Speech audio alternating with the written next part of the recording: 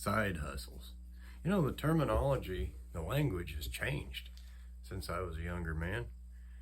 It used to be a hustler or a hustle. Well, it was an activity. It was like a shyster.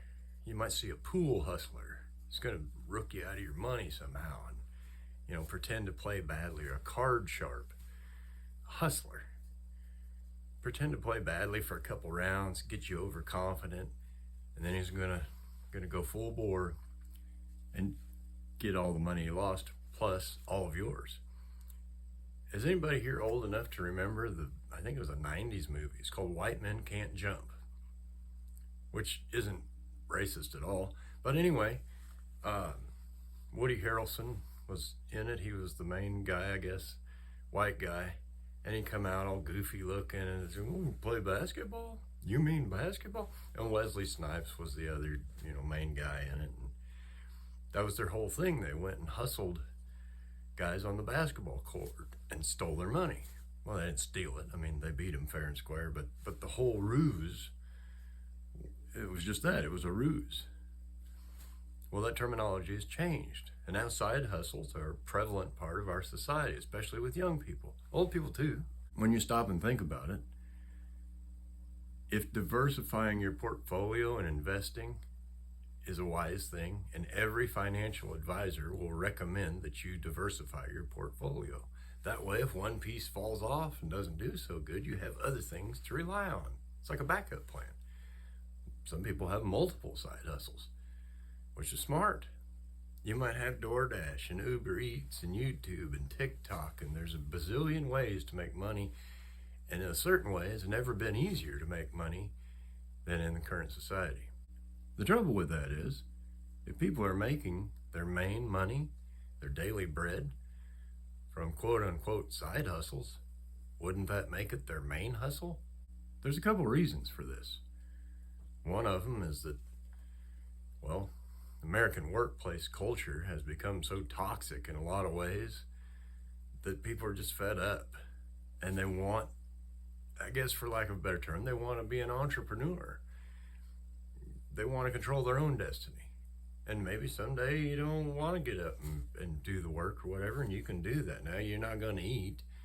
I mean, you're not going to make any money for that day or whatever, but you can do that. Whereas a full-time, 40 hours per week, got to be here at 8, you got to leave at 5.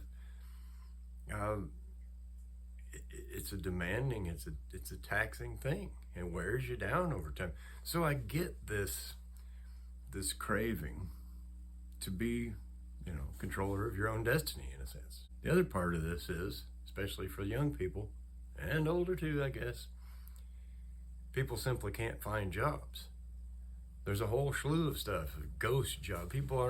Companies aren't even hiring, but they're listing as if they were. So they're collecting your data. Gotta have that social security number, by the way. They're getting your work history, and they're getting all kinds of information on you. Your physical address, your phone number, your email and stuff. They don't even have a job to offer. Point being, people can't get traditionally what were normal jobs, so they're turning to the side hustle. Meaning, I'll make money where I can make it. I guess you could say, personally, for me, I've made side hustles kind of my whole life, but especially the last 12 years or so. It's not a hustle.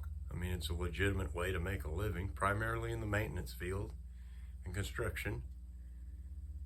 Plumbing, electrical, automotive, carpentry, painting. I mean, you can list it. You just keep going.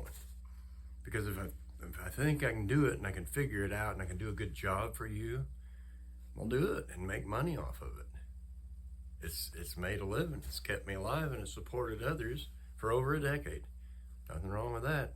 I almost called this video American Pace, because it's kind of the same thing. We're all just trying to make a living here and hopefully have a little extra to put back for a rainy day. And then aside from that, you're trying to build for your elderly years. They call this investing, and I guess you are. You're investing in your future. But for when the time comes when you cannot work, or you're just tired, you're just old and tired and worn out, I totally get it. The days are here for me. They're coming home to roost, Where was I going with this? Oh yeah. So I almost called it the American pace. Gotta hustle, gotta keep going. The thing with that is, it's the oldest trick in the book. I mean, it really is. Keep you going so fast that you don't have time to sit around and think about how badly you might be getting screwed. Or to keep you consuming and keep you buying. And man, if you got that grind going on, now you got a little extra money, you can go consume, you can buy things, then they get their money back. See, the corporations want all the money all the time. Now we're seeing things just rental. You can rent. You don't have to own stacks and stacks of DVDs. You can just rent, Netflix and such not. Get you a subscription, monthly pay. You got to update. Don't you want the premium package? I mean, it's only $20 a month. You multiply that out, and people have subscriptions on everything, and then they forget about some of them because they didn't need them in the first place. But it's automatic withdrawal, from the old bank account. And you're paying for things. You might have 9 subscriptions to stuff, and 6 of them you're not even using. 3 of them you forgot that you even had. You'll own nothing. I'm going to leave off the back half of that. Just remember, you'll own nothing. I keep going back to this, farmers of old living off the land, because I think that's where we honestly need to be. And I think we've gone so totally off base and so wrong trying to pack people into cities. And now technology is at the point where we don't need all these people doing all of these jobs that they did in the past, because technology can do them. What are these people going to do? How are they going to live? They're going to have to hustle. Side hustle. Hustle. Go back to the old farmer. Did you see that guy hustling? And don't get me wrong, farming can be brutally hard work, fighting the elements and toiling in the soil for your food and just all of it. You know what farming is, textbook definition. Point being, it was a slow, steady grind. It was intentional. And yeah, old Farmer Joe might work all day long, but he's intentional. And he's just going through the steps. We got to do this, because then we're going to do this. And next we have to do this. And this is the process. Oh, something broke along the way, so we got to stop. We got to deal with that. It wasn't hustling. It wasn't this mad dash and then stop. And mad dash and then stop. Slow, gradual, intentional. And the guy might work steadily like that, I don't know what, 5 months out of the year? But it wasn't 8 to 5. And it wasn't, hustle, we gotta go. What's the next thing? What's the next? This rapidity, is that a word? I don't know. This whole, like American pace, like I was talking about, where what's next? We gotta keep going. We gotta keep grinding. There's a difference between a grind and the intentionality of work and getting things done. And work is actually enjoyable. I find great joy in work. Not necessarily for somebody else, but sometimes. It's when you turn it into this, you have to be here at 8 o'clock. And if you're here at 8:02, we're going to have problems on our hands. Well, because you're going to make it a problem. You don't have that stuff when you're working for yourself. And this business of you just got to kill yourself. You got to give your all. You got to work 72 hours at the office, average. Some weeks 90 hours. Put in the grind. That's not the same thing as roofing a house in the hot summer heat, but it's a mental taxation. It's a grind, and it is fatiguing. And then because you haven't done the physical output part of it, you can't go to sleep at night. It's horrible. The whole thing is horrible. Our side hustles, quote unquote, are those the future? Therefore, the foreseeable future, people are just trying to do whatever they can do to make an honest living. Tough go, man. But this notion of, American pace, and we got to go. We got to make the next dollar. Turns out you don't get to take any of that with you when you die. I guess you could pack it along sides of your body in the coffin, what's the point?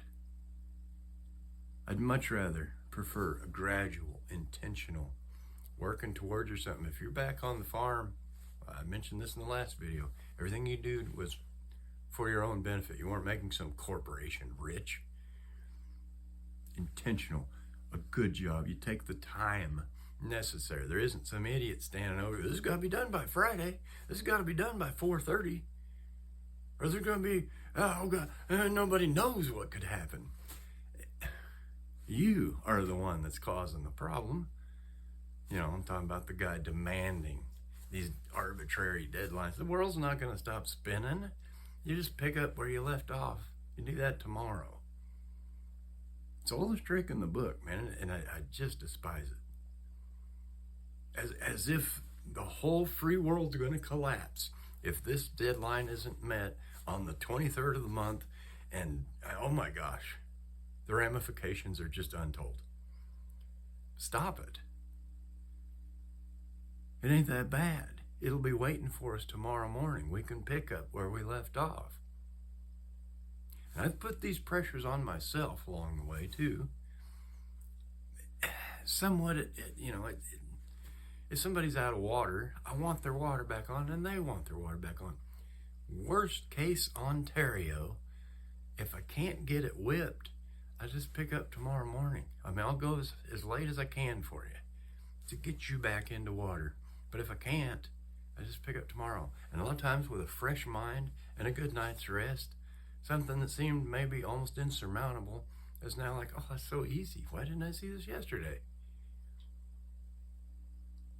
Because of the pressure, because of the stress on that. Gotta go, gotta grind, gotta move, we gotta meet the deadline. It's ridiculous. It's unnatural.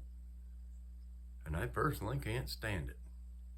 If you'd like to share your thoughts, you put them down in the thought section, the comments with the jazz hands on the... You can do that. I always read the comments. I like the comments. It's a nice interaction with complete strangers that otherwise I'd have no interaction with. So feel free to leave your comments. I thank you for watching. Thank you for your time. I appreciate it. I'll see you next time.